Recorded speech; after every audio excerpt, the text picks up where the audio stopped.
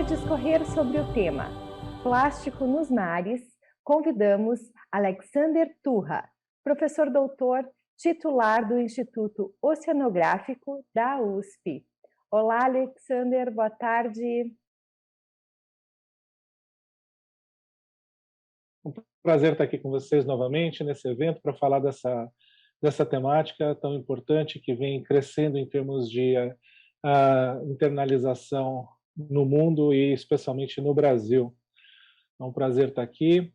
Eu queria começar falando que o tema vai ser lixo no mar, o que vem pela frente, e isso vem na sequência de uma série de eventos. Então, coloquei aqui essas ilustrações dos últimos eventos em que eu tive a oportunidade de estar aqui com vocês, para dizer que o tema basicamente é o mesmo, a foto, obviamente, como vocês estão vendo, é a mesma, mas a situação é outra. Então, esse slide de descontração, ele ajuda a gente a entender que a temática do lixo no mar está tendo um avanço na sua narrativa e em termos de estratégias de compreensão e de combate ao longo do tempo. Então, nesse sentido, eu vejo que a gente tem grandes oportunidades para poder caminhar nessa discussão, que é o que eu trago nessa imagem, que foi a última imagem que eu mostrei na última apresentação. Isso foi tirado da Baía da Guanabara, essa garrafinha da Coca-Cola, comemorativa das Olimpíadas. Ela ilustra que, de repente, a gente tem um problema, obviamente, pela frente, mas também temos uma oportunidade para lidar com essa questão e internalizar isso no setor e buscar com protagonismo caminhar no sentido de não ter mais lixo no mar e de ter uma sociedade mais fortalecida em todos os aspectos. Nesse sentido, a gente precisa entender que essa temática ela vem sendo trabalhada de forma internacional e nacional, né? E isso é muito claro para quem está acompanhando essas discussões, em especial por conta da criação da década do oceano, da década da ciência oceânica para o desenvolvimento sustentável, que fortalece o Objetivo de Desenvolvimento Sustentável 14, Vida na Água, para que a gente consiga entender e buscar, entender o que está acontecendo com o oceano e buscar uma solução para esses problemas, dentre os quais o lixo no mar é uma constante. E aí a gente tem um arranjo internacional que vem sendo fortalecido e amplificado ao longo do tempo, que é a Assembleia Ambiental das Nações Unidas. Desde 2014, passando ali por 2016, 17, 19, nós temos várias resoluções, até o momento são 4 resoluções, que foram elaboradas especificamente para abordar a questão dos resíduos sólidos no mar. Essas resoluções elas vêm buscando orientar os Estados-membros, os países, nas suas atividades, mas também construir um conhecimento estruturado para se poder dar os próximos passos. E é um pouco disso que eu vou falar para vocês hoje, quais são esses próximos passos e o que isso tem a ver com o setor e, na minha opinião, como o setor poderia se estruturar para poder, então, caminhar. Tá? A gente tem, no âmbito internacional, esse movimento capitaneado pela UNEA, Assembleia Ambiental das Nações Unidas, e que, dentro da UNEP, que é o Programa Ambiental das Nações Unidas, começou a estruturar essa plataforma interativa de iniciativas relacionadas ao lixo no mar. Isso vem dentro de um movimento, que passa por 2019, que gera esse livro, esse guia de práticas, de orientações para monitoramento e avaliação do lixo no mar. Eu fui um dos autores desse relatório junto com outros colegas e que começam a dar a base para que a gente possa ampliar as ações de monitoramento e avaliação do lixo no mar nos diferentes países.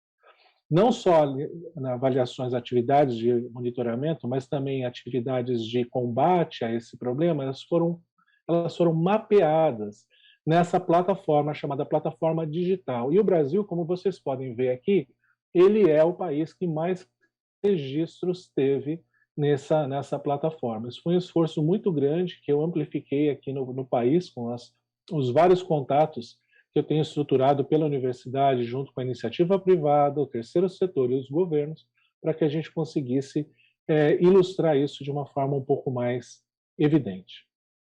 E o que vem acontecendo? Nesse âmbito internacional, com base em todos esses inputs, esses amadurecimentos, os países nórdicos, tá, eles têm um fórum de ministros que começou a se articular para idealizar o que seria esse próximo passo no combate ao lixo no mar, em especial um acordo global para prevenir a poluição por plástico. Esse relatório ele foi finalizado recentemente, eu fui um dos revisores desse relatório, e ele traz alguns insights, algumas abordagens muito interessantes com relação ao que vem pela frente, que é importante que o setor conheça. Basicamente, são 3 abordagens para se combater o lixo no mar. Uma delas é a redução do lixo plástico nos mares, então essa é uma grande meta que se busca. Né? Um segundo aspecto é o manejo sustentável de resíduos, o que é um elemento super importante desse processo que faz com que o lixo chegue no mar. E também no item 3, o consumo e a produção sustentáveis ao longo do ciclo de vida dos plásticos. Isso está totalmente alinhado aos Objetivos de Desenvolvimento Sustentável. O formato e os princípios desse acordo vão ter que ser pactuados entre os países, inclusive o Brasil, né, que tem que se colocar formalmente frente a essa questão, e ele pode ser vinculante, voluntário ou com obrigações híbridas. Tudo indica que teremos um acordo vinculante. Vinculante significa o que for decidido lá tem que ser feito pelos países que assinaram. E os princípios, obviamente, ele é um processo que está sendo visto como inclusivo, então ele não pode ser discriminatório, não criar obstáculos desnecessários para o comércio, utilizar padrões internacionais e ser transparente. Eu tenho discutido um pouco nesses fóruns com relação a visão da América Latina e do Caribe, especialmente a necessidade de termos um acordo que seja justo em relação às peculiaridades da região, tanto do ponto de vista da geração dos resíduos, quanto também das tecnologias que estão disponíveis, e também, em especial, a questão da transferência tecnológica, que é fundamental de ser promovida caso essa convenção, esse tratado venha a ser colocado em prática. E o que a gente tem aqui em termos de caminhos que estão sendo cogitados e sugeridos nesse âmbito? E isso aqui vem em função dos trabalhos realizados por um grupo de especialistas em lixo no mar que amparou a UNE nessas discussões. Eu fiz parte desse grupo indicado pelo Ministério do Meio Ambiente no primeiro momento e depois pelo Ministério da Ciência e Tecnologia do Brasil. Então temos aí a responsabilidade estendida do produtor, um dos instrumentos, outro, abordagens do princípio do poluidor-pagador, de várias formas, o fornecimento de informações sobre os impactos adversos dos produtos, práticas de gestão de resíduos, inclusive na exportação e importação de resíduos reciclados, o design, durabilidade, reparabilidade e reciclabilidade do produto, incluindo a necessidade de plástico de uso múltiplo, em oposição ao de uso único, e a gestão de polímeros e aditivos. Isso vem como uma lista de caminhos possíveis de instrumentos para se abordar essa temática. E é fundamental que o setor identifique esses elementos e internalize de que forma pode contribuir, pode eventualmente amparar as decisões do governo brasileiro em relação ao tom ou a forma como esses instrumentos vão ser propostos nesse acordo internacional. Nesse sentido, a gente traz nesse caminho algumas ações que vêm sendo feitas no Brasil em alinhamento a essa discussão internacional.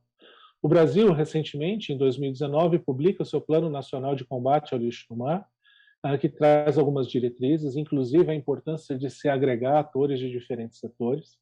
Esse princípio foi utilizado no Plano Estadual, o Plano Estratégico de Monitoramento e Avaliação do Lixo no Mar, como uma forma de criar um caminho estruturado e convergente entre os diferentes atores, não só para combater, mas antes disso, para entender essa problemática do lixo no mar.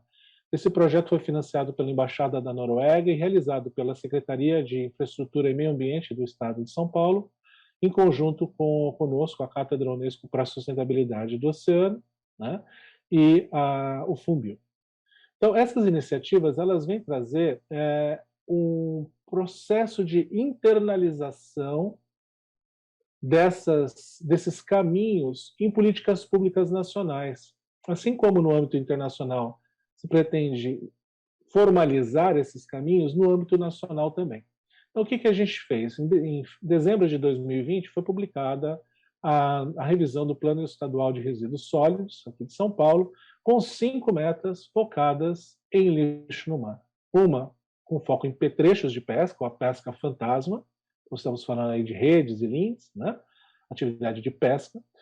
O segundo é a implementação desse plano estratégico de monitoramento e avaliação do lixo no mar, com uma plataforma colaborativa e a produção dos dados sobre os indicadores.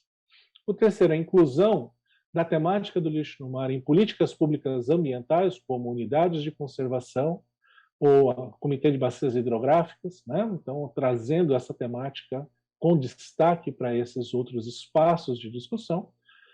No quarto, né, criar uma estratégia de governança do lixo no mar, pensando em instituições para tomar decisões e também pensando em instituições para gerenciar os dados que vão ser produzidos. E, por fim, criar um plano de combate ao lixo no mar no estado de São Paulo. Esses são os próximos passos desse plano que já estão sendo colocados em prática.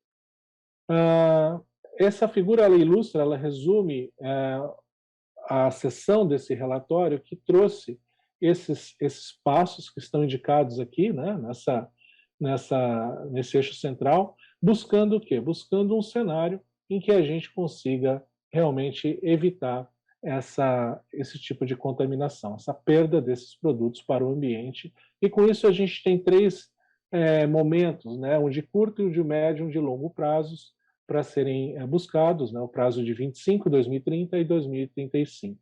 Então, é um processo continuado e esse processo que vocês estão vendo aqui, ele foi construído com a participação do setor da iniciativa privada, especialmente o setor plástico. Então, temos aqui um processo convergente, agregador, participativo, que vai ajudar o Estado de São Paulo a combater essa perda de materiais, né, especialmente o plástico, para o mar. Bom, e aí a gente tem como um pano de fundo para essa discussão, como eu vinha falando, os Objetivos de Desenvolvimento Sustentável, em especial o 14, Vida na Água, que tem como um dos seus objetivos o combate ao lixo no mar, a Conferência do Oceano, que foi feita em 2017 e que trouxe uma série de ações voluntárias, inclusive do Brasil, frente a esse grande desafio, e a década das Nações Unidas da Ciência Oceânica para o Desenvolvimento Sustentável, e com isso a gente consolida uma grande articulação e um grande pano de fundo para que a gente consiga, então, ter amparo para caminhar e promover essa mudança que é desejada por todos.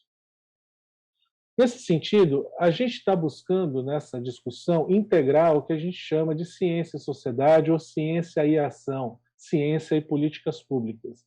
E quando a gente faz isso, a gente dá espaço e cria possibilidades de construções que vão ser, na verdade, produtos derivados de um processo de aprendizagem, de diálogo entre os vários atores. E isso vem acontecendo em diferentes caminhos, em diferentes momentos, em diferentes esferas, como eu vou trazer para vocês, para ilustrar esses caminhos, como eles estão sendo feitos, como eles são possíveis, e aí, no final, fazer um convite a vocês para que a gente possa se engajar. Bom, aqui estão as iniciativas que eu vou mencionar, e eu vou trazer primeiro aqui a plataforma global do lixo no mar. Essa é uma plataforma inclusiva, ela é aberta a todos, eu convido vocês a mandarem um e-mail para se associar. Eu sou membro do comitê de aconselhamento desse grupo, representando o país, E o objetivo desse grupo é oferecer dados e informações integradas de múltiplas fontes, conectar atores, por exemplo, né, essa iniciativa privada, universidade, governos, identificar lacunas e auxiliar na priorização de ações, coordenar e orientar ações com base no melhor conhecimento disponível e auxiliar na identificação de metas e estratégias para avaliar progresso, como os indicadores. Ou seja, é uma esfera, é um movimento que ampara ações dos mais variados interessados, desde países a empresas ou universidades, por exemplo. Essa plataforma, essa parceria, ela trabalha de várias formas, incluindo aí a tentativa de se criar um grande portal, uma grande plataforma digital que vai agregar dados, que vai agregar iniciativas, a exemplo do que já vem sendo feito naqueles primeiros slides que eu mostrei. A gente já tem várias iniciativas do Brasil sendo apresentadas, sendo compartilhadas nessa plataforma. Então, é uma plataforma bastante inclusiva e que vai permitir não só o diálogo, mas que a gente tenha repositórios de informações para serem utilizadas e para dar para a gente a base do entendimento do que está acontecendo com o oceano em relação ao lixo no mar. Para isso, a gente tem que seguir algumas estratégias, e essas são as estratégias propostas pelo DeepML, que é a integração de ciência e política, que é o que eu estava trazendo para vocês, a busca de planos de ação, de construção de planos de ação que podem ser nacionais, subnacionais, e aí a gente está falando de estados, municípios, e mesmo de empresas que podem eventualmente ter esse tipo de interesse, como é o programa Pellet Zero, que foi construído no Brasil de uma forma bastante estruturada e inovadora, capitaneado aí pelo Fórum Setorial dos Plásticos por um Mar Limpo, com todo o amparo da Plastivida nesses últimos anos.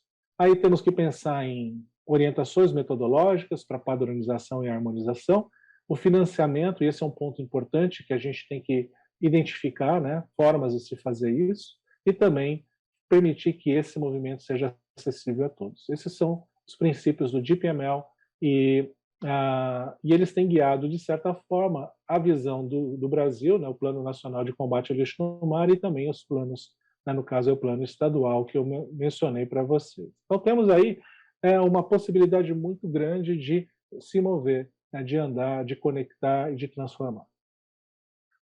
Uma outra iniciativa, que é essa que eu mencionei, né, o plano estratégico de monitoramento e avaliação do nível do lixo no mar, ele busca construção de indicadores, ele tem grandes objetivos, e esses objetivos estão atrelados a indicadores, a inteligência, a informação por trás da construção de uma política pública ou de uma avaliação de uma política pública.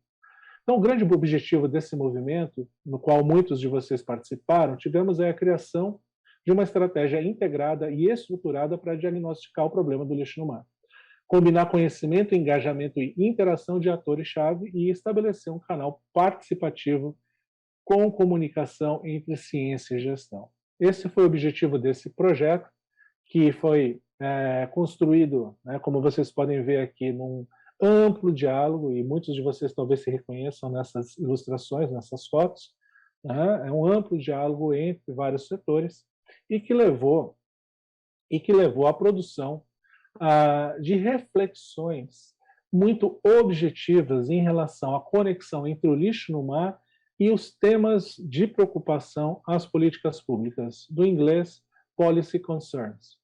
Então, o grande movimento que foi feito e amparado pelo aquele relatório que eu mostrei anteriormente, do GESAMP, é de a gente ter reflexões do porquê fazer o monitoramento, porquê fazer a avaliação do lixo no mar.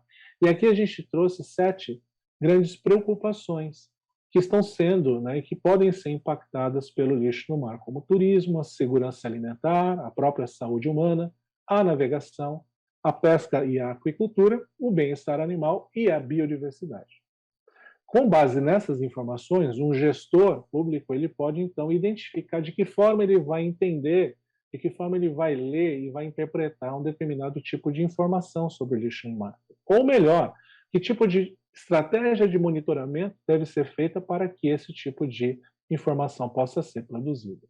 E aí nós chegamos nos 3 tipos de indicadores que estamos propondo em alinhamento com o Programa das Nações Unidas para o Meio Ambiente, que são os indicadores de geração, ou seja, o que acontece antes do resíduo chegar ao mar.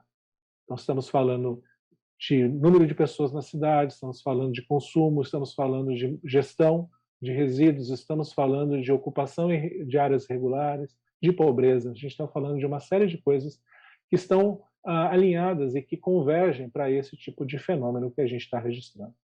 Temos também os indicadores de exposição, que é o que a gente encontra no ambiente marinho, em diferentes compartimentos, como o que se encontra na praia. Só para vocês terem ideia, no litoral do Paraná, no norte do Paraná, um município tem uma estimativa de perda de 8,5 milhões de dólares por ano, dado, né, numa perspectiva de aumento dos resíduos no mar. Então, isso também leva a gente identificar o efeito, né, indicadores de efeito desse tipo de contaminante ambiental, né, de poluente na socioeconomia de uma forma geral. Então, a gente tem aí uma série de possibilidades para se colocar em prática essa discussão, que também leva a uma reflexão bastante importante que estamos promovendo aqui, dentro de um projeto que está sendo estruturado, chamado Blue Keepers, que é a busca de suporte técnico e de governança a ecossistemas de inovação para compreender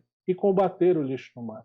Essa é uma iniciativa que vem sendo capitaneada pelo Pacto Global e também, né, com um forte suporte da Braskem e de outras empresas, para que esse tipo de suporte aos municípios possa ser dado para que eles, com autonomia, né, para se compreender, né, para compreender a realidade que ocorre, né, no seu território, e também com acesso aos aspectos técnicos das soluções, possam então caminhar no sentido de produzir essa transformação.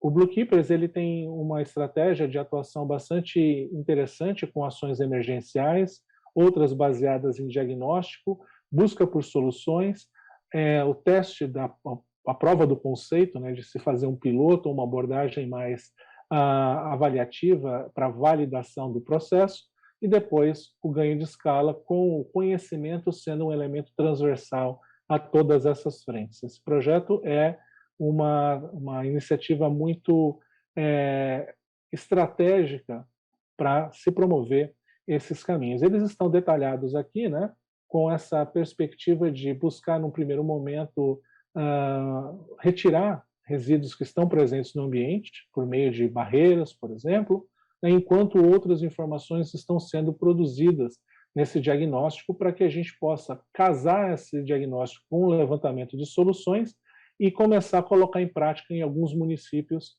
né, para que isso então possa ser analisado, né, os aprendizados internalizados, e isso então virar um produto que possa então ganhar escala e ser utilizado de forma autônoma pelos municípios.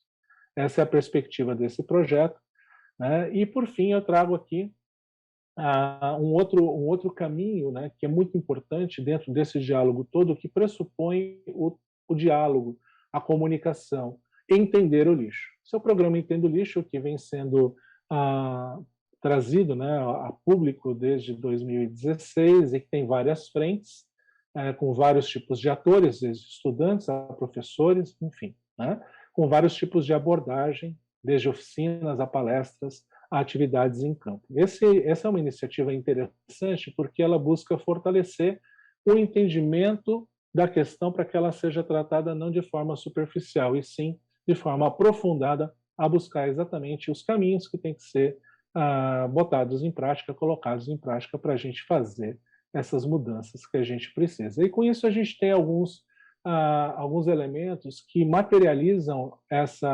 esse caminho. Que a Mariana é a Batalha contra os Super Macabros, essa história em quadrinhos, é um sucesso, né? Ela está disponível em português, em inglês, logo teremos em francês, né, para disseminar ainda mais no mundo.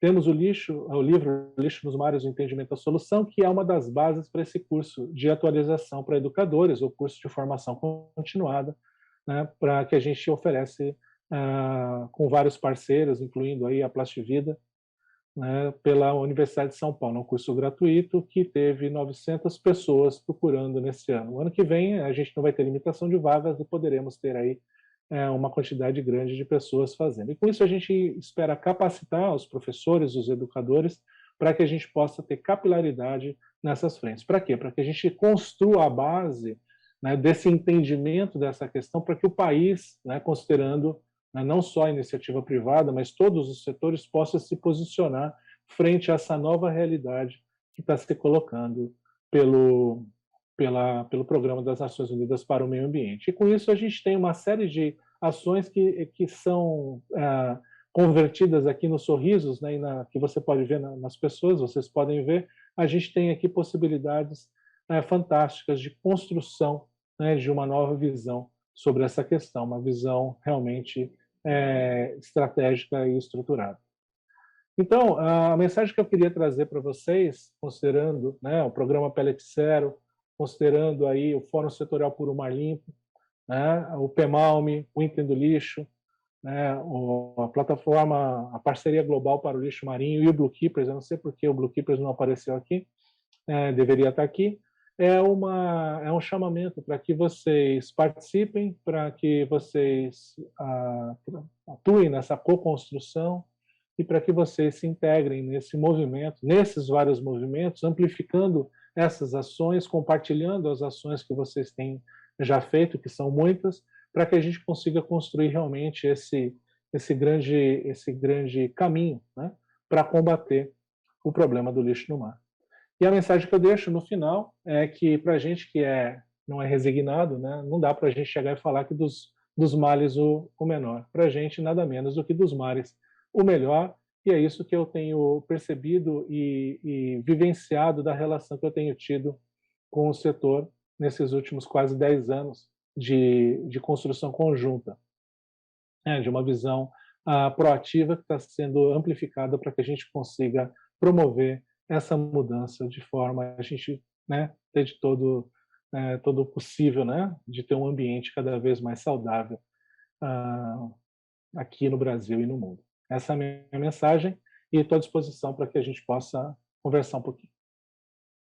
Excelente. Nós agradecemos Alexander Turra, professor doutor titular do Instituto Oceanográfico da USP. E vamos então para a sessão de perguntas, professor Alexander. A primeira delas vem do Luiz Fernando Cassinelli. Ele pergunta: a utilização de oxidegradável piora a quantidade de lixo no mar? Sim, obrigado pela pergunta. O que a gente tem, na realidade, é uma amplificação, um aumento da velocidade de formação de microplásticos. O óxido degradável ele vai se fragmentar de uma forma mais rápida e, com isso, você vai ter uma formação de microplásticos mais rápida. Não necessariamente o polímero está sendo degradado. Então, o grande problema que se associa a esse tipo de produto é a sensação que as pessoas têm de que ele seria menos agressivo ao ambiente, ou não seria, né, prejudicial ao ambiente, só que, na verdade, o que a gente tem de informações é que esse processo não é, de fato, não é o que ocorre, né? O Dr. Flávio Ortigão comenta aqui que muitas ações são voltadas à coleta dos plásticos do mar ou a montante. Mas o que fazer com os plásticos coletados? Pois é, né? O Flávio, como vai, né? Vamos revê-lo. A gente tem aí vários caminhos possíveis, né? Obviamente, retirar o que está no mar é a última solução. A gente tem que fazer com que não chegue, cada vez mais soluções upstream são necessárias. Mas chegou no mar e a gente retirou, a gente tem que buscar soluções para isso. E a gente tem soluções em pequena escala e em macro escala. Em pequena escala, temos iniciativas, por exemplo, de ONGs no litoral do Paraná, de São Paulo e do Rio de Janeiro, transformando esses resíduos em produtos com valor agregado. E, com isso, eles conseguem viabilizar essa transformação de algo que era um problema em algo que é uma solução. Mas, em escala maior, estamos falando aí de que fazer com que pego em ecobarreiras, né, a gente tem aí que ainda buscar o que fazer com isso. Temos possibilidades de reciclagem química, né, de mecânica, mas e isso é uma coisa que tem que ser colocada de forma muito lúcida nas discussões, considerando os prós e os contras desse tipo de solução. o que eu considero é que enviar esses resíduos coletados para aterro não é uma solução, talvez das mais apropriadas, porque não está se aproveitando o valor que está ali naquele material, né? Especialmente a energia associada. Alexander, a Samires Teixeira participou aqui do Congresso enviando 2 perguntas. Eu vou fazer já uma na sequência da outra para a gente ter um aproveitamento de tempo aqui, tá ok? Ok. Ela pergunta: o professor acha que o desenvolvimento de novas embalagens biodegradáveis consegue diminuir a poluição dos mares? E a segunda pergunta, ela quer saber, na verdade, a sua opinião sobre as embalagens biodegradáveis, se são úteis e viáveis mesmo. Pois é que dentro do conceito de biodegradável, você tem vários tipos de produtos, né? Tem produtos que são biodegradáveis em situações muito especiais de aterro, de compostagem, e não no mar. Então, é importante que os produtos sejam biodegradáveis no mar. Então, esse é o primeiro ponto. O segundo ponto é que a reflexão que a gente tem que fazer é que não faz sentido, o que a gente tem que buscar é que os resíduos não vão parar no mar, né? Então, nesse sentido, o entendimento que se tem em relação aos biodegradáveis ou a produtos que se degradem mais rápido, né, do que outros, é que no caso de uma perda, no caso de um vazamento desse produto para o ambiente marinho, ele teria como se fosse um seguro, né? É um conceito de que ele estaria lá por menos tempo e poderia causar menos impactos. Então, é um tipo de solução que agrega no combate, mas ele não é uma solução estruturante do ponto de vista de mudar, por exemplo, o risco, né, de geração desses resíduos para o ambiente marinho. Ótimo. A Andressa de Oliveira quer saber como você vê a entrada do grafeno nesse setor. Bom, eu acho assim, não só o grafeno, mas qualquer outro tipo de material, né, e essa é uma discussão importante que precisa ser aprofundada e amplificada, é a questão das alternativas, né? Como que você tem hoje o plástico biodegradável, ou o algodão, ou o papel, ou outros tipos de produtos que venham agregar, eventualmente, como uma solução, né? Todos os produtos, né, o alumínio, eu estava falando hoje de manhã em Pernambuco, o alumínio um material magnífico, mas ele tem um custo de ser produzido, assim como o algodão. Então, a análise do ciclo de vida, que é uma abordagem para se entender a pegada ecológica, né, abrangente desses elementos, ela é fundamental, né? Então, é fundamental que a gente entenda as soluções tecnológicas, mas faça um raciocínio que coloque os prós e os contras disso tudo numa balança para que a gente possa lucidamente identificar caminhos que são caminhos e caminhos que não são. Alexander, existe algum dado que mostre a proporção entre a quantidade de plástico descartado no mar, advindo de embalagens, versus o lixo advindo de atividade pesqueira? Essa é a pergunta enviada pela Suzane Nayara de Castro. Sim, o dado que eu tenho do Pacífico Norte, né, do Giro do Pacífico Norte, é um trabalho que foi publicado em 2018 a 2019, ele atualiza informações sobre o que tem lá naquela região. E a gente tem ali, né, um predomínio em termos de itens de fragmentos que a gente não sabe de onde vieram, mas dos itens de maior tamanho, né, ainda que não foram fragmentados, o peso maior, cerca de 40% do peso que se encontra lá é basicamente petrechos de pesca, especialmente redes de pesca. Rede de pesca é um problema muito grande, né? Porque não só pela fragmentação que ele vai sofrer, que elas vão sofrer no tempo, mas também porque elas continuam pescando fauna de uma forma geral e pescando os próprios recursos pesqueiros que os pescadores não vão ter mais para pescar. Então, é um item extremamente importante que tem mecanismos bem apropriados e específicos para se combater. Desde o uso de rastreadores via satélite para quem perdeu a rede poder achar após uma tempestade, até mecanismos para que as pessoas que têm uma rede velha não resolvam abandoná-la no mar e sim promovam um outro destino para essa rede. Isso é uma grande oportunidade que a gente ainda precisa desenvolver mais no Brasil. Ótimo, professor Alexander, a gente quer agradecer mais uma vez a sua participação e toda a contribuição aqui no 4º Congresso Brasileiro do Plástico. E às 17 horas nós nos encontramos novamente no debate. Para acessar a tradução simultânea, selecione o idioma no canto superior esquerdo. Lembramos que os materiais em inglês, como o guia do congressista e também os slides que estão sendo apresentados pelos palestrantes, estão disponíveis no site cbplastico.com.br. Responda também a nossa enquete. Qual dos canudos você escolheria? Marque sua opção e descubra a melhor resposta logo mais às 16h20 na apresentação O Protagonismo do Plástico na Economia Circular, com Marcos Iorio, aqui na Sala Jacques Siekierski. E fique atento também no estande de informações sobre as premiações que o 4º CBP está oferecendo aos congressistas.